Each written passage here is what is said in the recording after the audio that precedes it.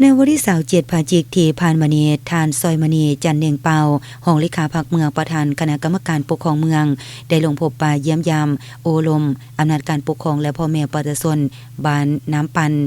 มีทานสำลานไซเพชรสุวรรณกรรมการพรรคเมืองหัวหน้าองค์ก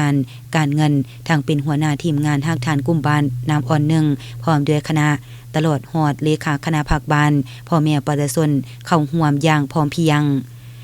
ท่านเลขาพรรคบ้านน้ำปันยังได้รายงานสภาพรวมโดยย่อการพัฒนาเศรษฐกิจสังคมการแก้ไขความทุกข์ยากของบ้านและข้อเสนอปัญหาต่างๆเพื่อให้คันเทิงคนครัวพิจารณาแก้ไขเป็นต้นแม่นเสนอภาคส่วนที่เกี่ยวข้องลงแก้ไขซ่อมแปลงเส้นทางแต่น้ำปันหาบ้านน้ำอ่อนให้สามารถเที่ยวได้2ฤดูแก้ไขสัญญาณโทรศัพท์ให้นำสายปกติเพื่อติดต่อผัวพันเวียกงานที่สำคัญและภาคส่วนที่เกี่ยวข้องคันเมืองลงแก้ไขปัญหาผลกระทบเนื้อที่ทำการผลิตของประชาชนในการก่อสร้างโครงการไฟฟ้าพลังงานลมของบริษัทฟู่ซวนในโอกาสดังกล่าวทางประธานคณะกรรมการปกครองเมืองยังได้เสื่อมซึมในเอกสารการสร้างหน่วยภาคปลอดภัยเข้มแข็งหนักแน่นประจำปี 2025ให้องค์การปกครองบ้านได้กำแน่นอย่างเลิกซึ้ง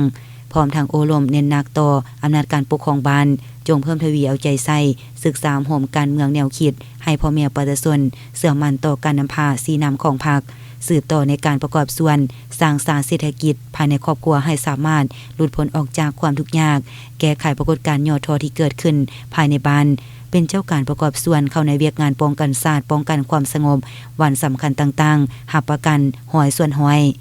หัดแน่นความสามัคคีภายในเผ่าตานสกัดกันกลุ่มคนที่มาโฆษณาส่วนเสือเผยแพร่ที่ผิดต่อแนวทางนโยบายของพรรคระเบียบกฎหมายของรัฐการลุกขึ้นไหวเยี่ยมยามประชาชนในครั้งนี้ประธานคณะกรรมการปกครองเมืองยังได้นำเอาข้าวสารเจ้าจำนวน160กิโลมามอบให้องค์การปกครองบ้านน้ำปันเพื่อนำไปแจกจ่ายให้ครอบครัวที่ได้รับผลกระทบจากพายุในระยะผ่านมาอย่างทั่วถึง